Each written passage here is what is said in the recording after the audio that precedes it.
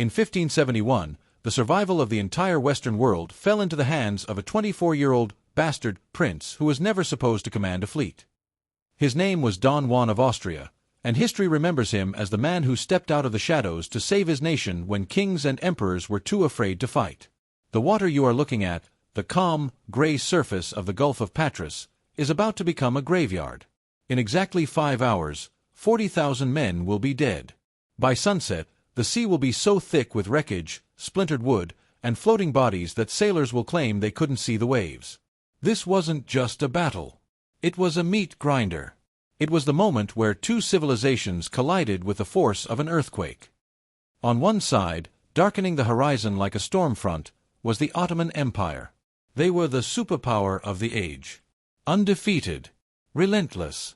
A military machine that had crushed armies from Baghdad to Budapest. They had come to finish the job. They had come to turn the Mediterranean into an Ottoman lake and plant the crescent flag in the heart of Rome. Blocking their path. A disaster. A fragile, broken alliance of Christian rivals who hated each other. The Spanish, the Venetians, the Genoese, they were enemies. They had spent the last century cutting each other's throats for profit. The only thing keeping them from killing each other on this morning was the terrifying reality staring them in the face. If they didn't fight together today, there would be no tomorrow. And leading them was Don Juan, the illegitimate son. The boy with royal blood but no crown. He was given a suicide mission. Sail into the teeth of the largest navy on earth and stop the apocalypse. To understand the weight on this young man's shoulders, you have to understand the terror of the year 1571. This wasn't a time of diplomacy. It was a time of existential dread. For decades, the coastal towns of Italy and Spain had lived in a state of constant nightmare. Barbary corsairs, Ottoman-backed pirates, would descend on villages at night, burning homes and dragging thousands of men, women, and children into chains. The slave markets of Algiers and Constantinople were filled with Europeans who had gone to sleep free and woken up as property. The Turk was viewed as an unstoppable force of nature, a divine punishment sent to scourge Christendom. The Ottoman sultans were the Caesars of the modern age. They had the best engineers, the deepest pockets, and the most feared infantry in the world, the Janissaries. These were soldiers taken as children, raised in barracks, and trained for one purpose, to kill. They had never lost a major engagement. Europe, by contrast, was a mess. It was divided by the Reformation, bankrupt from endless wars, and paralyzed by paranoia. The French were secretly negotiating with the Ottomans. The English were busy with their own internal strife. The Germans were fractured. So when the Holy League was finally cobbled together, nobody expected it to hold. It was a paper tiger, a desperate gamble. And placing Don Juan in command was seen by many seasoned admirals as a joke. Why him? Why a 24-year-old with limited naval experience? Because he was the only one neutral enough to keep the Allies from shooting each other. He was the bastard of the empire, the half-brother of the King of Spain, recognized but never fully accepted. He had spent his life trying to prove he belonged. He was dashing, charismatic, and hungry for glory, the kind of hunger that makes a man take risks no sane commander would take. On this morning, he is standing on the quarterdeck of the Real, wearing the Order of the Golden Fleece, looking out at a fleet that outnumbers him. He knows that his own admirals, seasoned men like Andrea Doria and Sebastian Venier, think he is reckless. He knows that if he fails, his brother the king will disown him, and history will write him off as the fool who lost Europe. But Don Juan has something the Ottomans don't have. He has his back to the wall. The sensory overload of this moment is hard to comprehend. Imagine the sound of 450 ships. That is not just wood on water. It is the creaking of tons of oak timber under stress. It is the rhythmic splashing of 50,000 oars hitting the sea in unison. It is the smell. The smell of unwashed bodies, of tar, of salt water, and the faint, sulphurous scent of slow matches burning for the cannons. We always talk about courage in history, but true courage is usually just a lack of options. Have you ever been in a situation where the only way out was through? Where you knew the odds were impossible, but retreating meant losing everything you loved? That was the reality for every single man on those Christian decks. This wasn't just about territory. It was personal. Below the decks of the Ottoman galleys, chained to the benches, were thousands of Christian slaves, men who had been captured in previous raids, forced to row the very ships that were coming to destroy their homelands. And on the Christian ships, tens of thousands of oarsmen were free men, promised their liberty if they won, or certain death if they lost. The stakes were absolute. Winner takes all. Loser dies. The fleets are closing now. The wind, which had been favoring the Ottomans all morning, suddenly drops. The sails go slack. The sea becomes a sheet of glass. Silence falls over the Gulf. It is the heavy, suffocating silence of a thunderstorm about to break. On the Ottoman flagship, the Sultana, the Grand Admiral Ali Pasha is confident. He has the wind, or so he thinks. He has the numbers, and he has the psychological edge. He keeps a piece of terrifying decor on his ship, a banner inscribed with the name of God 28,900 times in gold. He believes his victory is ordained. On the real, Don Juan does something unexpected. He doesn't cower. He doesn't call a council of war. He gets into a small boat and rows from ship to ship, holding a crucifix high in the air. He looks his men in the eye, Venetians, Spaniards, Germans, Italians, and he tells them that there is no paradise for cowards. He binds them together not with strategy, but with faith and fire. He transforms a bickering mob into a crusade. But speeches don't sink ships. As the two lines drift closer, 4 miles of timber and iron aimed at each other, the question hangs in the air: can spirit overcome superior firepower? Can a bastard prince outthink the masters of naval warfare? The Ottomans have a secret weapon, their composite bows, which can fire faster than any European musket. The Christians have a secret weapon of their own, the galleasses, floating fortresses bristling with heavy artillery that no one has ever seen in battle before. When these two forces collide, the sound will be heard for miles. It will be the sound of an era ending. You are watching Dark History Untold. We don't just recite dates, we drag you into the smoke and the chaos. We are going to show you how the world turned on a dime in 1571. We are going to examine the tactical brilliance, the horrific blunders, and the sheer, bloody human cost of the Battle of Lepanto. If you believe that history should be authentic, detailed, and raw, then you need to subscribe right now. Turn on those notifications. You are not going to want to miss a second of this. The wind has shifted. The drums are beating the attack speed. The prince has drawn his sword. It's time to enter the wolf's mouth. To understand why the waters of Lepanto turned red, you have to understand the monster that was swallowing the world. By 1570, the Ottoman Empire wasn't just a kingdom, it was a force of nature. Under the reign of Suleiman the Magnificent, it had expanded at a terrifying rate. It controlled the Silk Road, the holy cities of Mecca and Medina, and the breadbaskets of Egypt. Its armies had knocked on the gates of Vienna. Its navies patrolled the Mediterranean as if it were a private swimming pool. But Suleiman was dead. The man now sitting on the throne in Constantinople was his son, Selim II. History has not been kind to Selim. His own people called him Selim the Sot, the drunkard. He was known less for his sword arm and more for his love of Cypriot wine. But Selim had a chip on his shoulder the size of an empire. He lived in the shadow of his legendary father, and in the Ottoman court, power was maintained through conquest. If you weren't expanding, you were dying. He needed a victory. He needed a trophy. And his eyes settled on one specific prize: Cyprus. Cyprus was the jewel of the eastern Mediterranean. It was rich in sugar, cotton, and the very wine Selim loved so much. But strategically, it was a dagger pointed at the heart of the Ottoman Empire. It was ruled by the Republic of Venice, a Christian power sitting just 40 miles off the Turkish coast. For the Ottomans, this was an intolerable insult. It was an unsinkable aircraft carrier for Christian pirates and spies, right on their doorstep. But for Venice, Cyprus was life. It was their most vital trade outpost. The problem was, Venice wasn't a warrior nation in the traditional sense. It was a nation of shopkeepers, bankers, and merchants. They preferred to trade with the Turks, not fight them. War was bad for business. It disrupted shipping lanes, it drained the treasury, and it risked the total destruction of their commercial empire. Venice was stuck in an impossible position: neutrality versus survival. They tried to play nice. They paid tribute. They swallowed insults. But you cannot negotiate with a tiger when your head is already in its mouth. While Venice dithered, one man in Rome was sounding the alarm. Pope Pius V was an anomaly. In an age of corrupt, decadent popes who treated the papacy like a personal bank account, Pius was a true believer. He was an ascetic, a former inquisitor who wore a hair shirt under his vestments. He looked at the map and saw what the merchants of Venice refused to see. The Ottomans weren't just conquering land, they were erasing Christendom. He saw the fall of Rhodes, the fall of Belgrade, the raids on Italy. He knew that if Cyprus fell, the next stop wasn't Crete, it was Rome.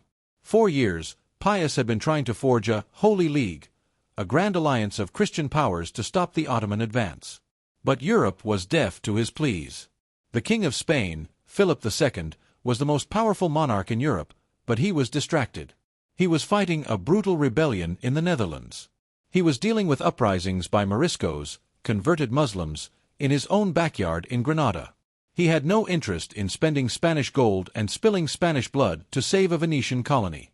Spain and Venice were natural enemies. Spain viewed Venice as a treacherous, greedy republic that would sell out Jesus Christ for a shipment of spices.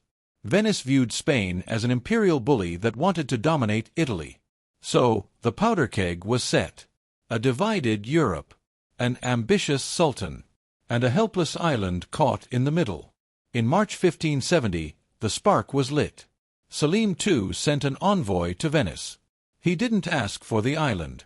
He demanded it. The message was blunt, terrifying, and non-negotiable. Surrender Cyprus willingly and live, or we will come and take it, and you will die. The Venetian Senate sat in the Doge's palace, staring at the ultimatum. Surrender meant national humiliation and the end of their Eastern Empire. Refusal meant war with a superpower. They chose war. The Ottoman response was swift and overwhelming. In July 1570, the invasion force landed on the shores of Cyprus. We aren't talking about a raiding party. We are talking about an army of over 100,000 men, led by the brutal commander Lala Mustafa Pasha. The first city, Nicosia, fell in 7 weeks. The result was a massacre. 20,000 inhabitants were slaughtered in the streets. Their heads were cut off and piled into pyramids as a warning. But the real story of Cyprus, the story that would haunt Europe for a century, happened at the city of Famagusta. By September, Famagusta was the last Christian stronghold left on the island. Inside the walls was a small garrison of about 8,500 soldiers and civilians. Leading them was the Venetian Captain General, Marcantonio Bragadin. Bragadin is one of those figures in history who defies logic. He knew Nicosia had fallen. He knew no help was coming. He looked over the walls and saw an Ottoman army that had grown to nearly 200,000 men, surrounding his city like a rising tide. The math was simple, 25 to 1. But Bragadin didn't surrender. He locked the gates. He checked the powder stores. And he prepared to give the Ottomans hell. The siege of Famagusta wasn't a battle, it was a slow-motion nightmare. For 11 months, almost a full year, this tiny garrison held out against the full might of the Ottoman Empire. They repelled assault after assault. When the walls were breached, they built new ones behind the rubble.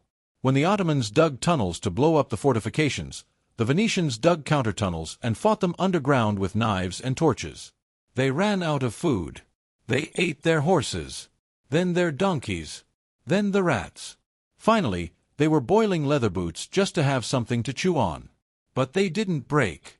In fact, they inflicted such heavy casualties on the Ottomans, nearly 50,000 dead, that the Ottoman commander, Lala Mustafa, began to lose his mind with rage. He was losing more men to take one city than Suleiman had lost conquering entire kingdoms. But courage has a calorie limit. By August 1571, the ammunition was gone. The food was gone. The people were dying of starvation in the streets. Bragadin had no choice. To save the civilians from the same massacre that happened at Nicosia, he signaled for a parley. He negotiated terms of surrender. And on paper, the terms were honorable. The Ottoman commander, Lala Mustafa, signed a document promising that the Christian soldiers would be allowed to leave safely for Crete, and the civilians would be spared. Bragadin believed him. He believed in the code of honor between generals. On August 5th, Bragadin dressed in his finest red robes. He opened the gates and rode out to the Ottoman tent to hand over the keys to the city. He walked into that tent expecting a respectful ceremony. Instead, he walked into a slaughterhouse. As soon as Bragadin entered the tent, Lala Mustafa's mood shifted. He began screaming accusations. Before Bragadin could answer, Mustafa signaled his guards. In seconds, Bragadin's officers were butchered right in front of him. They were cut down where they stood. But for Bragadin, death would not be quick. Mustafa wanted revenge for the 50,000 men he had lost trying to take this one stubborn city. They cut off Bragadin's nose and ears. They threw him into a dungeon for days, letting the wounds fester. But that wasn't enough. On August 17th, they dragged him into the main square of Famagusta. They tied him to a column. And while he was still alive, fully conscious, they flayed him. They skinned him alive. After he finally died, they stuffed his skin with straw, sewed it back together, dressed it in his uniform, and paraded it around the city on the back of a cow. Then, they hoisted his stuffed skin up the mast of Mustafa's flagship to carry it back to Constantinople as a trophy. Lala Mustafa thought he was sending a message of terror. He thought this atrocity would make Europe cower in fear. He was wrong.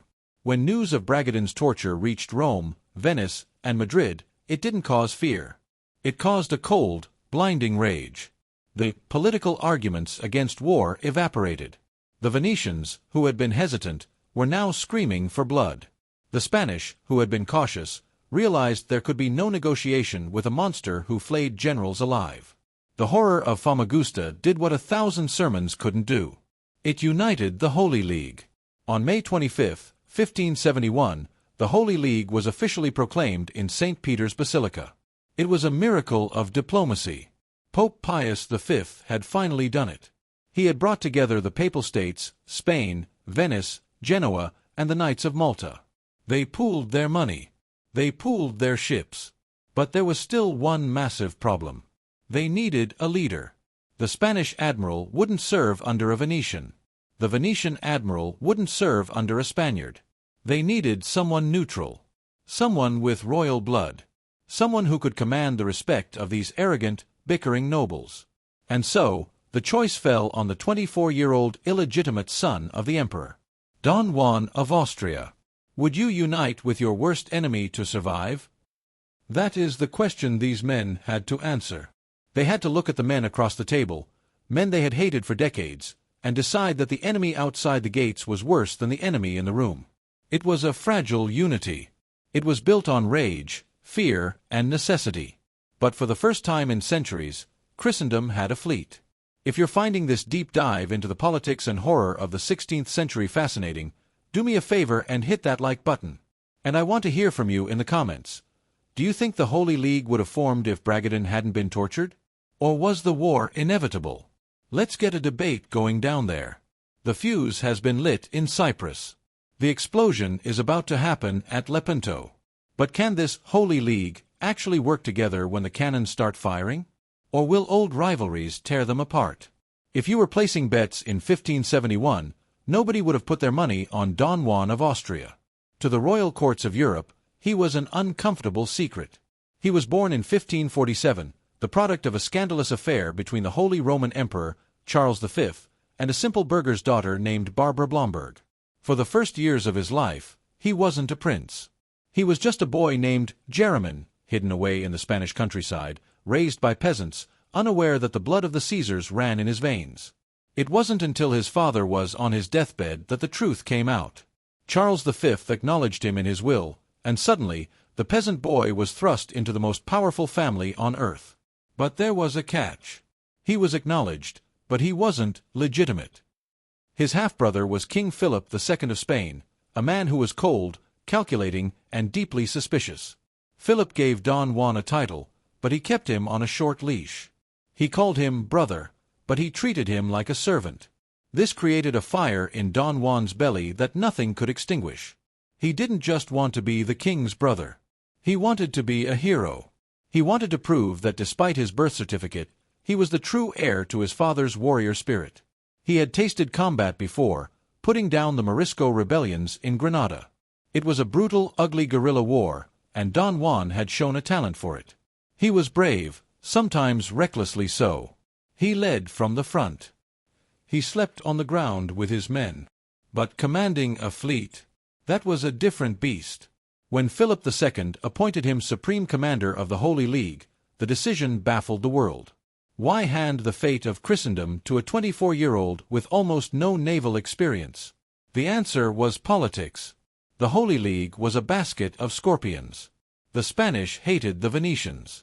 The Venetians distrusted the Genoese. The Pope needed a leader who wasn't tied to any of the rival factions. Don Juan was the perfect compromise. He was Spanish enough to satisfy the king, but his lack of political power made him acceptable to Venice. But the old guard, men like the veteran Admiral Don Garcia de Toledo, warned him. They told him he was walking into a trap. They whispered that he was a boy playing at war. Imagine the pressure. You are 24. You are commanding the largest fleet ever assembled.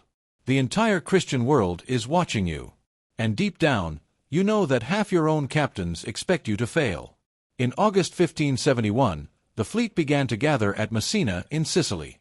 And if the Vatican was the brain of the Holy League, Messina was its beating, chaotic heart. 207 galleys packed into the harbor. 30,000 soldiers. 50,000 sailors.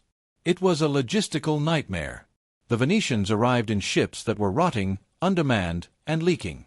They had lost thousands of sailors to a typhus outbreak, and they were so desperate they had emptied their prisons to fill the rowing benches. The Spanish, on the other hand, arrived in gleaming vessels, their infantry, the famous tercios, well-fed and arrogant. They looked at the ragged Venetians with contempt. Within days, the alliance almost collapsed before it even started. The tension between the commanders was toxic. On one side, you had Sebastian Venier, the Venetian admiral. He was 75 years old, cranky, and consumed by a single desire: save Cyprus. He didn't care about strategy, he wanted to sail now. On the other side, you had Giovanni Andrea Doria, the Genoese admiral commanding the Spanish fleet. Doria was cautious, wealthy, and hated Venier. He suspected the Venetians were trying to get his ship sunk so they could dominate trade after the war. The pot boiled over when a fight broke out on a Venetian galley. Venier, in a rage, hanged a Spanish soldier without a trial. When the Spanish infantry heard about it, they mutinied. They aimed their cannons at the Venetian flagship. They were seconds away from blowing their own allies out of the water. This was the moment the crusade should have ended. But Don Juan saved it. He didn't scream. He didn't threaten. He acted with a wisdom beyond his years. He separated the fleets. He reshuffled the line of battle, mixing the squadrons together. He put Venetian ships next to Spanish ships, and Papal ships next to Genoese ones. He forced them to depend on each other. He told them, if one ship sinks, the line breaks. If the line breaks, we all die. There are no Spaniards or Venetians today. There are only Christians. And then, he did something that chilled the blood of every man present. He went below decks. The engine of a galley was human muscle. Below the decks sat 13,000 convicts and slaves, chained to the oars. Don Juan walked among them. He ordered their extra chains removed. He gave them food. And he made them a promise: fight for me today. Row until your hearts burst. And if we win, you walk off this ship as free men. He gave them something more powerful than a whip. He gave them hope. On September 16th, the Holy League sailed east. They arrived at the island of Corfu to find a wasteland. The Ottomans had just been there. Villages were burning. The churches had been desecrated. And it was here that they received the news that changed the mission from a rescue to a vengeance. Famagusta had fallen. Bragadin was dead. Cyprus was lost. A silence fell over the war council. The primary objective of the campaign, to save Cyprus, was gone. The logical, military move was to turn around. It was October. The storms were coming. Why risk the entire fleet for an island that was already gone? Doria urged caution. Turn back, he said. Preserve the fleet for next year. But Venier and the Venetians were weeping with rage. They wanted blood. Have you ever had to make a decision where every choice seems impossible? Don Juan stood between two cliffs. If he attacked and lost, the Mediterranean was gone. Spain would be open to invasion. He would be the man who lost Europe. But if he retreated, the alliance would dissolve. The Venetians would make a separate peace. The Ottomans would realize the Christians were too afraid to fight, and their psychological dominance would be cemented forever. Intelligence arrived. The Ottoman fleet was holed up in the Gulf of Lepanto, Napactus. They were resting. They didn't expect the Christians to come. Don Juan looked at his admirals. He saw fear in Doria's eyes. He saw hate in Venier's. He slammed his hand on the table. "Gentlemen," he said, "the time for council is past. The time for fighting has come." The vote was cast. They would attack. On October 6th, the wind was against them. They rode into a headwind, exhausting the oarsmen. But as dawn broke on October 7th, lookouts on the reel spotted something on the horizon. Not open water, but a white line. Sails. Hundreds of them. The Ottoman fleet hadn't stayed in port. They had come out to meet them. Both commanders had made the same decision. Both fleets were hunting each other. And now, in the narrow waters of the Gulf of Patras, they had found what they were looking for. The trap was shut. There was no room to maneuver. No room to retreat. Don Juan went to the prow of his ship. He knelt and prayed. Then he stood up, drew his sword, and ordered the battle standard of the Holy League to be unfurled. The bastard prince had gambled everything. Now, he would see if God was listening. Sunday morning, October 7th, 1571. The Gulf of Patras is calm.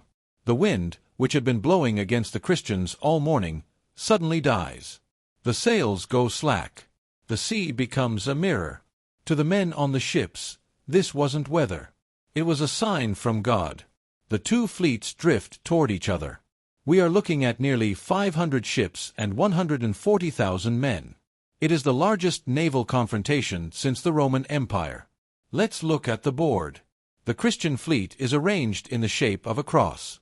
In the center is Don Juan, commanding 62 galleys. On the left, hugging the coastline, is the Venetian Agostino Barbarigo with 53 galleys.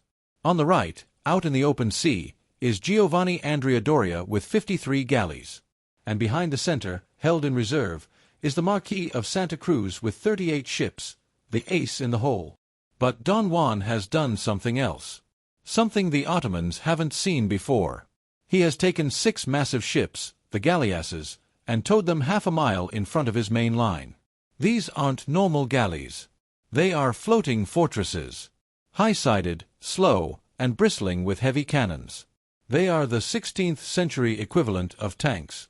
Opposing them, the Ottoman line is a massive crescent moon, designed to envelop the Christians. In the center is Ali Pasha aboard the Sultana. To his right is Sirocco. To his left is the brilliant Ulik Ali. They have more ships. They have more men. And they are confident. The psychological warfare begins before the first shot is fired. On the Ottoman flagship, Ali Pasha raises a sacred banner brought from Mecca, inscribed with verses from the Quran in gold. He believes the Christians are weak, a collection of shopkeepers and soft princes. He tells his men, "They have brought us their ships as a gift. Take them." On the reel, Don Juan does something unexpected. He starts to dance. Witnesses say he grabbed 2 of his gunners and danced a galliard, a fast-paced Spanish jig, right there on the quarterdeck. The men went wild. It was a message: I am not afraid. And neither should you be. Then, the dancing stopped. He knelt. He prayed. And at noon, a single cannon shot rang out from the Ottoman flagship. The challenge. Don Juan replied with a single shot from the reel. The acceptance. The time for dancing was over. The Ottoman fleet surged forward, rowing hard, shouting the name of God. They intended to row right past those 6 strange, heavy ships floating in the middle of the water. They thought the galleasses were merchant ships, slow and harmless. They were wrong. As the Ottoman line closed to within a few hundred yards, the sides of the galleasses opened up. It was a slaughter. The galleasses fired a broadside of heavy artillery point-blank into the packed Ottoman ranks. One shot alone could travel through 3 or 4 galleys, smashing oars, limbs, and hulls like matchsticks. The Ottoman front line simply disintegrated. Before the battle even truly began, a third of the Ottoman center was in chaos. Ships were sinking. Captains were panicking, ordering their rowers to steer around these fire-breathing monsters. This broke the Ottoman formation. Instead of hitting the Christian line as a solid wall, they arrived in scattered groups, disorganized and terrified. Then came the crash. Imagine a car crash at 10 miles per hour. Now imagine 400 of them happening at the exact same second. The fleets locked together. The oars snapped off, sounding like gunfire. The prows of the galleys smashed into the enemy decks. This wasn't naval warfare as we know it today. There were no long-range duels. This was infantry warfare on floating platforms. As soon as the ships touched, grappling hooks were thrown. Bridges were lowered. And 30,000 soldiers charged. On the Christian left, the fighting was desperate. The Venetian commander, Barbarigo, was pinned against the coastline. The Ottoman commander, Sirocco, knew the water better and tried to sneak ships between the Venetians and the shore to surround them. It was a trap. The Venetians were fighting on two fronts. Barbarigo, standing on his prow, was shouting orders. He needed to be heard over the roar of battle, so he made a fatal mistake. He lifted the visor of his helmet. An Ottoman archer saw the flash of skin. An arrow struck Barbarigo directly in the eye. He didn't die immediately. He was carried below, screaming, but he refused to let his men know he was down. He kept issuing orders while bleeding to death. His sacrifice held the line. The Venetians, seeing their admiral fall, didn't break. They went berserk with rage. But the war would be won or lost in the center. Don Juan and Ali Pasha ignored the other ships. They had eyes only for each other. The Real and the Sultana were the titans of the Mediterranean. They carried the elite troops, the Spanish tercios in their polished armor, and the Ottoman janissaries in their high felt caps. They didn't maneuver. They rammed head-on. The force of the impact was so great that the beak of the Sultana smashed through the rowing benches of the Real almost to the mainmast. The ships were locked. And the bridge was formed. For 1 hour, the deck of the Real became the center of the world. Twice, the Spanish infantry pushed their way onto the Ottoman flagship. Twice, the janissaries pushed them back. The decks were slick with blood. Men were slipping and falling into the sea, where they were drowned by the weight of their armor or finished off by archers. Don Juan was in the thick of it. He was wounded in the foot, but he refused to leave. He was fighting with a sword in one hand and an axe in the other, hacking at the grappling ropes. Ali Pasha was just yards away on his own quarterdeck, firing arrows with a composite bow, rallying his men. It was a stalemate. A meat grinder. The Real was in trouble. Other Ottoman galleys had latched onto her sides. Don Juan was being attacked from 3 directions. The Christian line was bending. If the flagship fell, the battle was over. But Don Juan had a guardian angel. The Marquis of Santa Cruz, watching from the reserve, saw the Real was being swarmed. He didn't wait for orders. He slammed his 38 galleys into the rear of the Ottoman center. It was the hammer blow. Hundreds of fresh Spanish soldiers poured onto the Real. They surged over the corpses of their comrades. This time, the janissaries couldn't hold them back. The Spanish soldiers stormed the quarterdeck of the Sultana. Ali Pasha fought to the end, but he was struck by a musket ball. As he fell, a Spanish soldier, likely a former galley slave seeking revenge, didn't hesitate. He cut off the Grand Admiral's head. Minutes later, the Ottoman fleet saw something that froze their blood. The holy banner of Mecca was pulled down from the Sultana's mast. And rising in its place was a pike. And on the pike was the head of Ali Pasha. A wail went up from the Ottoman ships. It wasn't a sound of anger, it was a sound of despair. Their invincible leader was dead. Their holy banner was gone.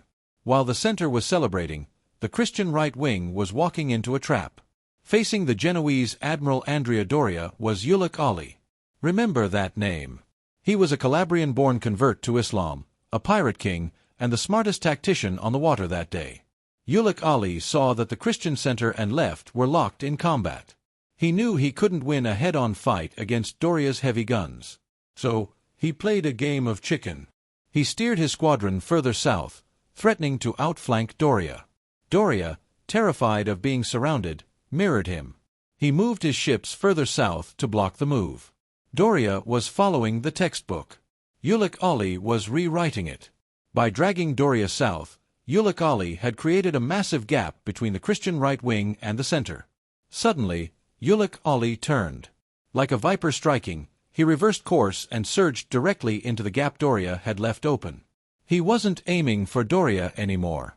He was aiming for the exposed flank of the Christian center. And standing in his way was the squadron of the Knights of Malta. The Knights of Malta were the sworn enemies of the Ottoman corsairs. They hated each other with a biblical intensity. Ulik Ali swarmed the Maltese flagship. It was a massacre. The knights fought to the last man. The deck was piled so high with bodies that the blood poured out of the scuppers like waterfalls. The Maltese commander was taken alive, but only after he had taken 5 arrows and a musket ball. Ulik Ali captured the flagship. He hoisted the crescent flag over it. For a terrifying moment, it looked like he might roll up the entire Christian line from behind and turn victory into defeat. But once again, the reserve saved the day. The Marquis of Santa Cruz, having finished saving Don Juan in the center, swung his squadron around and charged at Ulik Ali. Ulik Ali was brilliant, but he wasn't suicidal. He looked at the center. He saw Ali Pasha's head on the pike. He saw the Ottoman fleet burning. He knew the battle was lost. So, he did the only thing he could do.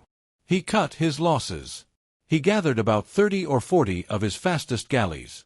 He abandoned the rest of the fleet. He hoisted his sails and made a run for it, taking the captured Maltese banner with him as a trophy. He was the only Ottoman commander to escape Lepanto with his life and his ships intact. With Ulik Ali gone and Ali Pasha dead, the Ottoman resistance evaporated. What followed wasn't a battle. It was a hunt. The Christian captains, fueled by years of fear and hatred, showed no mercy. They rammed fleeing ships. They boarded drifting vessels and cut down the survivors. The pent-up rage of a century of slave raids was unleashed in a single afternoon. The sea turned red. This isn't a metaphor. Witnesses wrote that for miles around the ships, the water was an opaque crimson froth of blood, foam, and bodies. But amidst the slaughter, there was a strange, chaotic liberation. As the Christian Marines boarded the Ottoman ships, they didn't just kill the crews. They rushed below decks. They carried hammers. They smashed the iron shackles binding the galley slaves to the benches. 13,000 men. Think about that number. 13,000 Christians, Russians, Greeks, Italians, Spaniards, who had been living in hell, whipped and starved, were suddenly dragged up into the sunlight. Many of them, still wearing their broken chains, grabbed swords from the dead Turks and joined the fight. They turned on their former masters with a feral intensity. The slaves became the avengers. By 5 p.m., the guns fell silent. The sun was setting on a scene of apocalyptic destruction. The toll was staggering. The Ottoman fleet, the pride of Suleiman, the terror of the Mediterranean, was gone. 200 ships captured or sunk. 30,000 men killed. The Christians had lost about 8,000 men. 10 of their galleys were at the bottom of the sea. Don Juan stood on the quarterdeck of the reel. He was wounded, exhausted, and covered in soot. He looked out at the miles of wreckage. He had done the impossible. He had stopped the unstoppable empire. What would you sacrifice to stop an empire? 8,000 men died to draw this line in the water. Was it worth it? Looking at the carnage, Don Juan might have asked himself that question. But as the sun dipped below the horizon, one thing was certain: the myth of Ottoman invincibility was dead. The Turk could be beaten. This battle changed the psychology of an entire continent. It proved that the monster bled just like anyone else. If you are blown away by the sheer scale of this conflict, share this video. Send it to a friend who thinks history is boring. And let me know in the comments. Do you think Ulik Ali was a coward for running, or a genius for saving his ships? We're heading into the final section now, the aftermath, and why this victory didn't actually save the world the way they hoped. The sun went down, but the horror didn't end. As darkness fell over the Gulf of Patras, the adrenaline of the battle faded, replaced by the sheer, overwhelming reality of what had just happened. The silence of the night was broken only by the groans of thousands of dying men drifting in the water. The cleanup began immediately, and it was a task that would haunt the survivors for the rest of their lives. Counting the dead was impossible. Bodies were everywhere, tangled in the rigging, floating in the currents, piled 3 deep on the decks. On the Ottoman side, the losses were catastrophic, 30,000 men dead or drowned. On the Christian side, 8,000 dead. For the 21,000 wounded, the nightmare was just beginning. Field medicine in 1571 was primitive. There were no antibiotics, no anesthetics. If you had a limb shattered by a cannonball or a pike, the surgeon's solution was a saw and a bucket of hot tar to cauterize the stump. Many men who survived the fighting would die days later from infection, screaming in fevered delirium. Among the wounded was a young Spanish soldier named Miguel. He had been sick with a fever that morning, but when the battle started, he refused to stay below decks. He fought bravely on the skiff of the Marquesa, taking 2 musket balls to the chest and 1 to his left hand. That hand would be maimed forever. But Miguel survived. His full name was Miguel de Cervantes, and decades later he would use the hand he had left to write the greatest novel in history, Don Quixote. He would later say that losing his hand was a small price to pay for having been present at the greatest event witnessed by ages past, present, and future. But amidst the blood and the screams, there were scenes of pure, unadulterated joy. 15,000 Christian galley slaves were pulled from the bowels of the captured Ottoman ships. Some of these men had been chained to those benches for 10, 20 years. They had been captured in raids on Italian villages or Spanish coasts. They had lost their names, their families, and their humanity.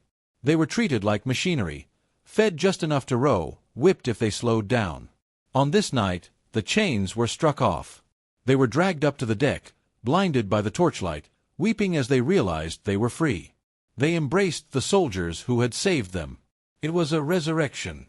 Don Juan of Austria, the bastard prince, proved his character that night. By the laws of war, the commander was entitled to the lion's share of the loot. And there was plenty of it, gold, silk, and jewels found on the Ottoman ships. But Don Juan didn't keep it. He walked among the wounded, handing out his share of the treasure to the soldiers who had been maimed, ensuring they would have money to return home. He sent the captured imperial banner of the Ottomans to the Pope in Rome. He sent another banner, made of green silk, to his brother, King Philip II. But there was one trophy he kept for a darker purpose: the head of Ali Pasha. It was preserved and eventually sent to Constantinople, a grim message to the Sultan that his invincible admiral was fish food. Only one Ottoman leader escaped the disaster: Ulugh Ali. He managed to flee with about 40 galleys, towing the captured flagship of the Knights of Malta behind him, the only victory the Ottomans could claim from the wreckage. News in the 16th century traveled at the speed of a horse. It took 2 weeks for the official word to reach Rome. But legend says Pope Pius V knew it the moment it happened. On the afternoon of October 7th, he was in a meeting with his treasurer when he suddenly stood up, walked to the window, and looked east. He turned back and said, "Let us set aside business and thank God, for our fleet has won a great victory." When the official messenger finally arrived on October 21st, holding the Ottoman banner, Rome exploded. The relief that swept across Europe is hard for us to understand today. For a century, the Turk had been the boogeyman, the unstoppable force that was going to enslave them all.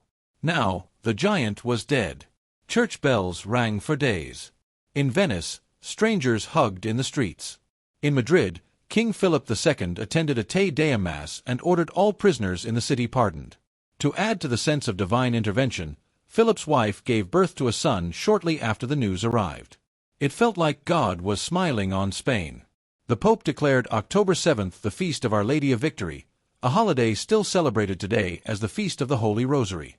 Art followed the victory. The greatest painters of the age, Titian, Veronese, Tintoretto, were immediately commissioned to paint the battle. They created massive, swirling canvases filled with smoke and fire, immortalizing the moment. Poets wrote epics. In Italy alone, 233 poems about Lepanto were published within 2 years. And at the center of it all was Don Juan. He became the first true international celebrity. He was the last knight of Europe. G.K. Chesterton would later write a famous poem about him, describing him as the only man who smiled while the world was falling apart. But as the parties raged and the wine flowed, the sober minds in the War Council began to ask the dangerous question: what now? They had won the fight. But could they win the war? When the news reached Constantinople, Sultan Selim II was humiliated. He refused to eat for 3 days. The defeat was a shock to a culture that had come to believe it was divinely ordained to rule the world. But the Ottoman Empire wasn't a house of cards. It was a superpower with limitless resources. While Europe was busy partying, the Ottomans were busy building. The Grand Vizier, Sokalu Mehmed Pasha, delivered one of the most famous clapbacks in military history to the Venetian ambassador. He looked the Venetian in the eye and said, "You come to see how we bear our misfortune? Listen to me. In capturing Cyprus from you, we have cut off one of your arms. In defeating our fleet at Lepanto, you have merely singed our beard. A cut-off arm cannot grow again, but a singed beard grows back even bushier." He wasn't bluffing. The order went out, rebuild everything. The Ottoman state threw its entire treasury at the shipyards. By the spring of 1572, just 6 months after the battle, they launched a brand new fleet of 150 galleys and 8 massive galleasses of their own. They had replaced in 6 months what it had taken the Christians decades to build. On paper, the Ottoman fleet was back. But ships are just wood and nails. What they couldn't replace were the men. 30,000 experienced sailors, archers, and captains were dead at the bottom of the Gulf of Patras. You can build a ship in a month. You cannot train a master archer in a month. The Ottoman navy would never again be the aggressive wolf pack it once was. Their strategy shifted overnight. They went from hunting to hiding. They stayed close to their ports. They protected their waters. The myth of invincibility was shattered. The beard had grown back, yes. But the Ottomans were no longer the predators of the sea. They were the prey. They had won the greatest victory in the history of Christendom. The Ottoman fleet was gone. The path to the east was open. But this is where the story turns from heroic to pathetic. The Holy League, united by the horror of Bragadin's death, survived the battle but couldn't survive the victory. As soon as the cannons stopped firing, the old rivalries came rushing back. The Venetians looked at the map and said, "Let's sail to Cyprus. Let's retake our island while the Turks are weak." The Spanish looked at the map and said, "No. Cyprus is gone. Let's sail to North Africa and destroy the pirate bases in Tunisia and Algiers." Don Juan tried to hold them together. He proposed a bold plan: attack the Dardanelles, threaten Constantinople itself, and end the Ottoman threat forever. But the leaders were too busy arguing over who got the most copper from the captured cannons. They were too busy suspecting each other of secret deals. The winter storms set in, and the fleet dispersed. By the time spring arrived in 1572, the moment was lost. The Ottomans had rebuilt their fleet. The window of opportunity had slammed shut. In 1573, Venice did the unthinkable. They signed a separate, secret peace treaty with the Ottoman Empire. They agreed to pay the Sultan a massive war indemnity, 300,000 ducats. And, most painfully of all, they formally renounced their claim to Cyprus. The island that Bragadin had died for, the island that had started the war, remained Ottoman. It would remain Ottoman for another 300 years. The Holy League dissolved. The great alliance that Don Juan had built with his own hands fell apart, proving that even an existential threat cannot cure the sickness of political greed. So, the cynics ask, was Lepanto a waste of time? If the Ottomans rebuilt their fleet, and Venice lost Cyprus anyway, did 40,000 men die for nothing? The answer is no. Lepanto mattered. It mattered immensely. But you have to look past the map to see it. First, let's talk about the military revolution. Lepanto was the last major battle of the Age of Oars. It was the dinosaur killer event for galley warfare. For 3,000 years, from the Greeks at Salamis to the Romans at Actium, naval warfare was about ramming and boarding.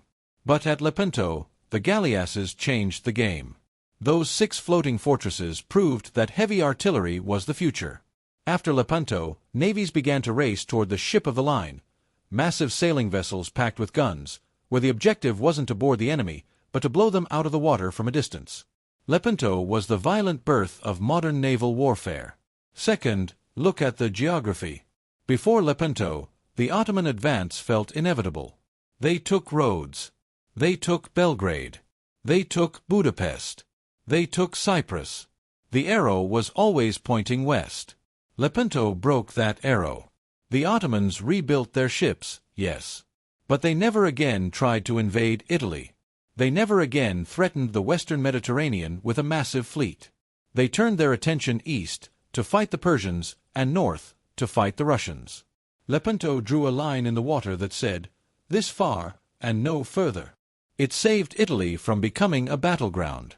It bought the Spanish Empire time to colonize the Americas without having to defend their own coastline every summer. But for the hero of the story, there was no happy ending. Don Juan of Austria, the bastard prince, saved Europe, but Europe didn't know what to do with him. He was too popular. His brother, King Philip, grew jealous.